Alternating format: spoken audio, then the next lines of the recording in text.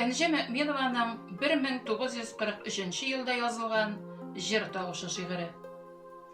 Кызлар эшем өчен күмер чабу, сазламыктан торф чыгару, кызлар эшем өчен окоп казу, кан яшь белән соң шуен кую, патрон ясау завод цехында, кызлар эшем өчен урман кисү, кар урманда җәен кышында, иңнәренә ак ефәктән тегеп, туй күлмәге кияр бер чакта, кызлар эшем өчен яуга китү, ир егетләр белән бер сакта.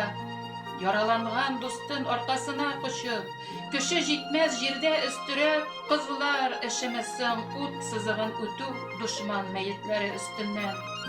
Кызлар эшем өчен җимерү, вату, фронтның иң алгы сафында үз ватанын саклау хакына. Кызлар эшем өчен әнә шундый эшләр башкарырга дәште ватан кыю кызларын.